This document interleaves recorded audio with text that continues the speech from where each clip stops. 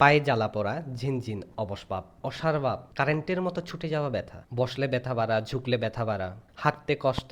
এই ব্যথাগুলো জেনারেলি পেছনে কোমরের নিচে যে হাড়গুলো থাকে, specially L4, L5, S1, S2, S3, এই হাড়গুলো থেকে আমাদের শরীরের নার্ভ, যেটাকে সাইটিকা নার্ভ বলা হয়, তার শেকড়গুলো এই 5টা হাড়ের সাথে জড়িত আছে। সেই নার্ভটা সেখান থেকে শুরু হয়ে পেছনে বাতক বা পাশা এরিয়া হয়ে হাঁটু, তারপর পায়ের গোড়ালি ও পায়ের পাতা পর্যন্ত চলে গেছে। এই নার্ভটাকে বলা হয় সাইটিকা নার্ভ। এটাই হচ্ছে সবচাইতে বড় ও লম্বা নার্ভ আমাদের শরীরের ভেতরে। এই নার্ভে যদি কোনো প্রকারে চাপ পড়ে, তাহলে সেই নার্ভটা যেখানে যেখানে যেদিকে যেদিকে গেছে সেই এরিয়াতে ঝিনঝিন, জ্বালা পোড়া, অবসভাব, অসাড়ভাব, মাঝে মাঝে কারেন্টের মতো ছুটে যাওয়া ব্যথাও অনুভব করা যায়। আর এই ব্যথাটা জেনারেলি সেই কোমরের নিচের হাড়ের অংশ থেকে শুরু হয়ে নিচে পায়ের হাঁটু, গোড়ালি ও পায়ের পাতা পর্যন্ত চলে আসে, মানে উপর থেকে নিচের দিকে। এটা হচ্ছে বেশিরভাগ ক্ষেত্রে। তার মানে এই নয় যে ব্যথাটা নিচে থেকে উপরেও আসবে না। থিওরিটিক্যালি উপর থেকে নিচে যাওয়ার কথা, কিন্তু কিছু কিছু ক্ষেত্রে দেখা গেছে প্র্যাকটিক্যালি যাদের রিপোর্টে সাইটিকা ধরা পড়েছে আর তাদের ব্যথাটা হয়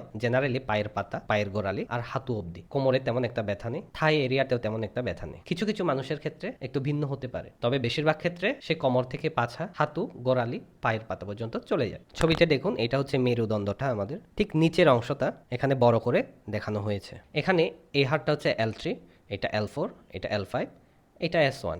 আর নীল করে যেটা দেখতে পাচ্ছেন, এটা হচ্ছে ইন্টারভার্টেব্রাল ডিস্ক বলা হয়, যেটাকে আমরা সাধারণ ভাষায় হাড়ের গ্লিসও বলে থাকি। এগুলো আছে বলে আমরা ঝুঁকে যেতে পারি, বেঁকে যেতে পারি, চারদিকে ঘুরতে পারি। বয়সের সাথে সাথে এই গ্লিসগুলো একটু একটু শুকিয়ে আসে, আর অতিরিক্ত ভারী জিনিস তোলাতে এই গ্লিসগুলোতে আঘাত পড়ে। অনেকক্ষণ ধরে খারাপ পজিশনে বসে থাকা বা খারাপ পজিশনে শুয়ে থাকা, এভাবে এই গ্লিসগুলোতে আঘাত পড়ে এই গ্লিসগুলো বাইরের দিকে মাঝে মধ্যে বেরিয়ে আসে। কোনো অ্যাক্সিডেন্ট বা ধাক্কা খাওয়া, আছাড় খাওয়া, এগুলোতেও এই গ্লিসগুলো ফেটে যায়, ফেটে বাইরের দিকে বেরিয়ে আসে, যেটাকে হার্নিয়েটেড ডিস্ক বলা হয়। আর অনেক ক্ষেত্রে স্লিপ ডিস্ক বলা হয়। বেরিয়ে আসার কারণে সেখানে যে নার্ভগুলো থাকে, স্পেশালি সাইটিকা নার্ভটা সেই জায়গাতে থাকে। এই যে গ্লিসটা বেরিয়ে গিয়ে এই যে লাল করে যে নার্ভটা দেখতে পাচ্ছেন, তাকে ধাক্কা দিয়েছে, যার কারণে নার্ভে চাপা পড়েছে। আর এই নার্ভটা যেদিকে যেদিকে চলে গেছে সেদিকে জ্বালা পোড়া, ঝিনঝিন, অবশ, অসাড়, কারেন্টের মতো ছুটে যাওয়া ব্যথা লাগে। জেনারেলি বাদিকে যদি ধাক্কা দেয়, এই যে ছবিতে দেখুন, এটা ডান দিকে বেরিয়ে ডান দিকের সাইটিকা নার্ভকে ধাক্কা দিয়েছে, তখন ডান দিকে সাইটিকা বলা হয়। আর বাদিকে ধাক্কা দিলে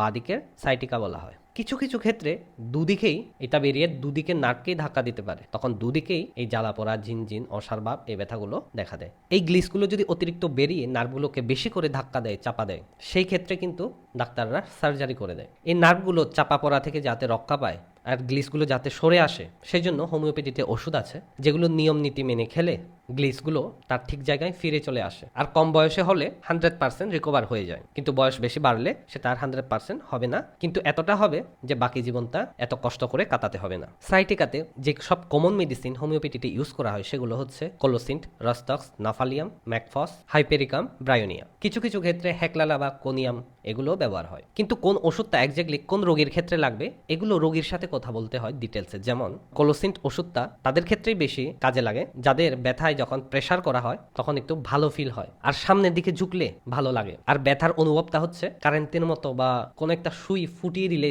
যেরকম একটা ব্যথা লাগে সেরকম ব্যথা। আর জেনারেলি বাম সাইডের সাইটিকার ক্ষেত্রে কাজে লাগে। আর রস্টক্সটা স্টিফনেস, নড়াচড়ার শুরুতে খারাপ লাগে, ব্যথা বাড়ে, কিন্তু একবার নড়াচড়া শুরু হয়ে গেছে, হাঁটতে শুরু হলো পুরোটা, তখন ভালো লাগছে। আর সাধারণত যখন একটু ঠান্ডা ওয়েদার পড়ে, উইন্টার বা বৃষ্টির সময়, তাদের ব্যথাগুলো বাড়ে। এভাবে ব্রাইনিয়া দেওয়া হয় যাদের হালকা একটু মুভমেন্ট করলেও ব্যথা করে, সে শুধু কমপ্লিট রেস্টে থাকতে চায়, মানে রেস্টে থাকলে যেন সে পুরো সুস্থ মনে করে নিজেকে নিজে। আর যখন একটু হাঁটা হতে শুরু করে তখন তার ব্যথা লাগে। এভাবে বাদ বাকি ওষুধগুলোরও লক্ষণগুলো ঠিক আলাদা আলাদা। এখন কোন রোগীর ব্যথা কি রকম সেটা তার সাথে কথা বলেই বোঝা যায়। এভাবে তো ওষুধের নাম দেওয়া যায়, কিন্তু ওষুধটা অ্যাকচুয়ালি কি আপনার ক্ষেত্রে প্রযোজ্য হবে, সেটা হচ্ছে আপনার শারীরিক ও মানসিক লক্ষণ দেখে বুঝে ওষুধ নির্বাচন করা হয়। তারপর আরো পাওয়ার, পটেন্সি ভাগ আছে, ডোজ ভাগ আছে, সবকিছু ডিপেন্ড করে কতটা ক্রনিক হয়েছে নাকি অ্যাকিউট কন্ডিশন।